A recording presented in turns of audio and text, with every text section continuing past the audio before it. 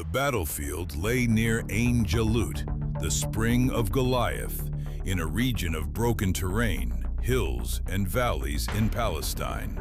The ground mattered. It always does. The Mongols preferred room to maneuver, room to pressure, room to let their cavalry dictate the shape of battle. Their methods thrived in motion. They wanted flexibility. They wanted momentum. They wanted the enemy reacting to them. The Mamluks needed the opposite.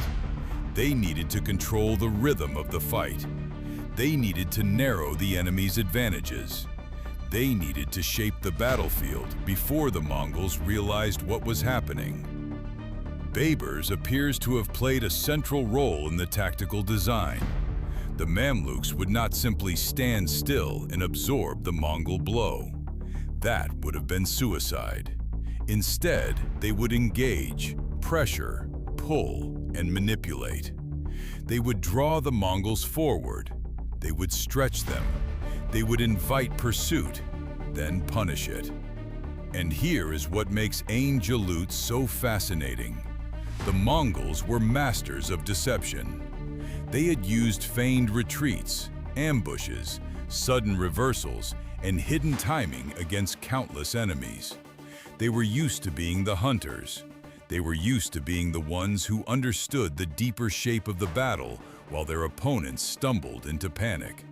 But at Ain Jalut, they were about to face an enemy willing to use intelligence, discipline, and misdirection against them.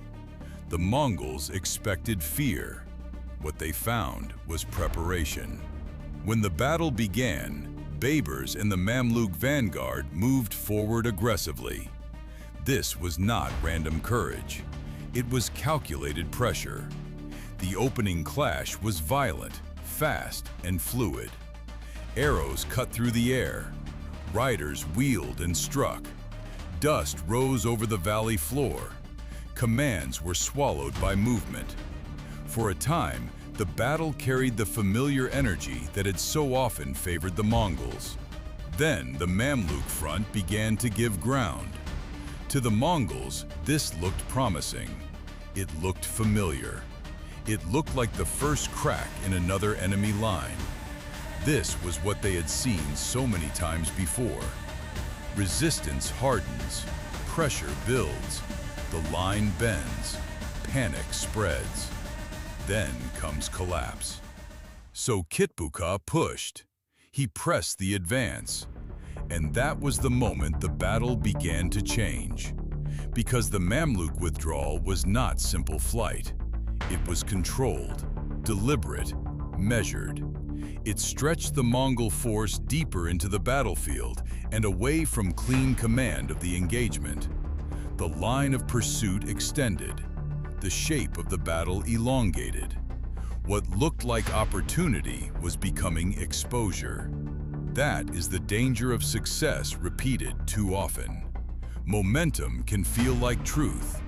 A commander who has seen the enemy break again and again begins to trust the pattern.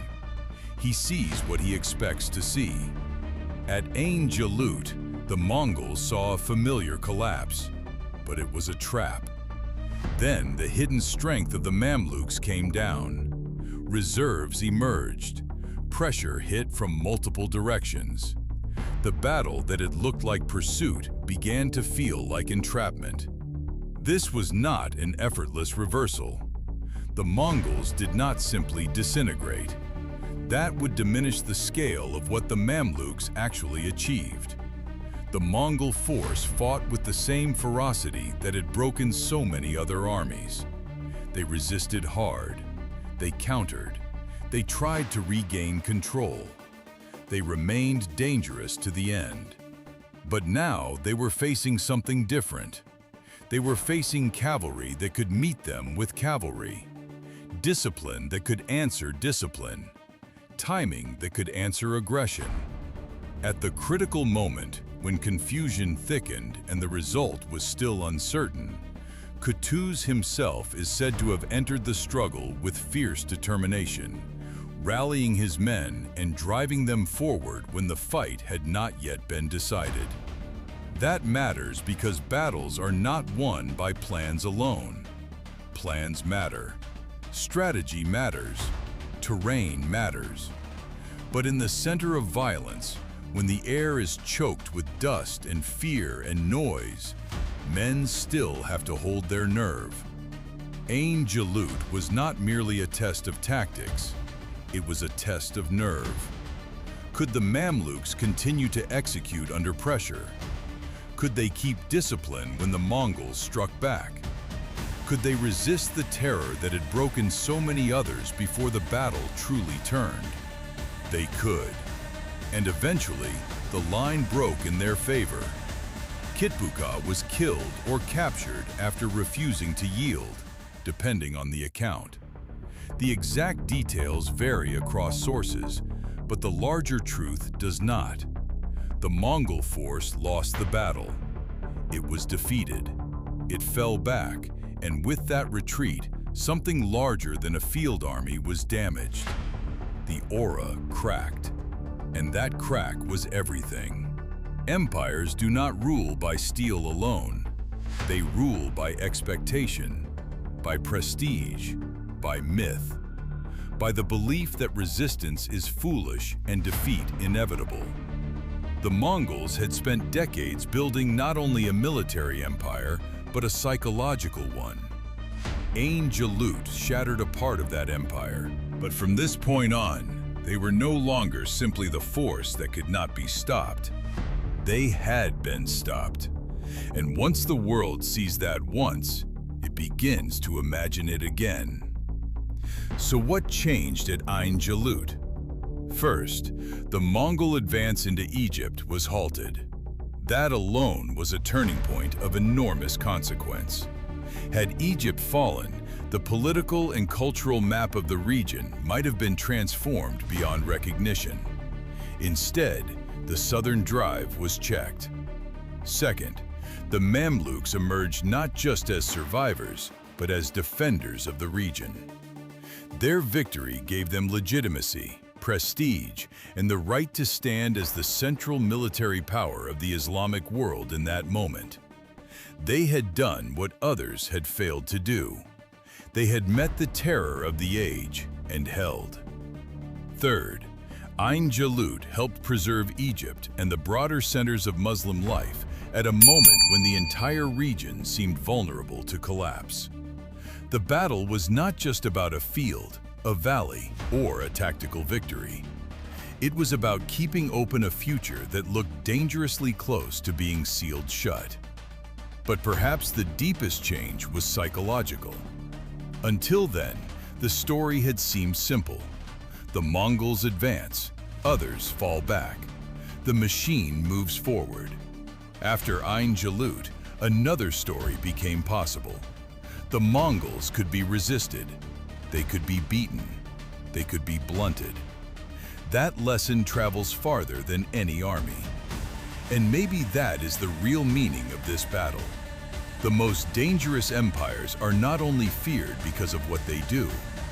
They are feared because people begin to believe resistance is irrational, that surrender is practical, that obedience is wisdom, that survival can only come through submission.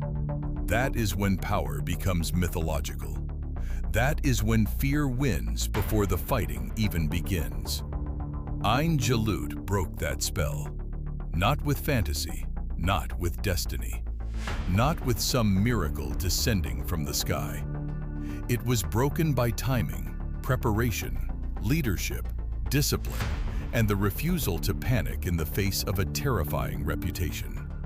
That is what makes the story endure. The Mongols were not defeated because they were weak. They were defeated because for once, they were met by an enemy that understood both their strengths and their limits. And that is a rare thing in history. Most powers look immortal at their peak. Most machines of conquest do not advertise their weaknesses. Most ages of fear convince people that the future belongs to whoever terrifies them most. But every empire has a boundary. Every legend meets reality. Every force, no matter how feared, reaches a moment when someone finally stands and says no. At Ain Jalut, that moment came. In a dry valley far from the capitals of the world, under the weight of fear that had already broken so much, the hunted turned. They stood their ground. And for the first time in living memory, the great Mongol advance in that region was forced to bleed, to bend, and to stop. That was Ain Jalut. Not just a battle, a boundary. Not just a victory, a message. The message that no empire is truly invincible. The message that terror is strongest right before it is tested. And the message that history can change in a single moment, when the right men meet the right enemy at the exact moment the world needs them to refuse collapse. That was the day the Mongols were stopped. The world remembered. And now, so do you. Drop it in the comments right now. Was Ain Jalut the moment that saved civilization? Or was the Mongol tide already breaking on its own? Because historians have debated this for centuries. And I want to know where you stand. If this story moved you, subscribe, hit the bell. Because this channel exists for exactly these moments. The battles history almost forgot. The men who stood when no one else would. The days that changed everything. There are more stories like this one. And the next one is just as extraordinary. History isn't over. It's just waiting to be told.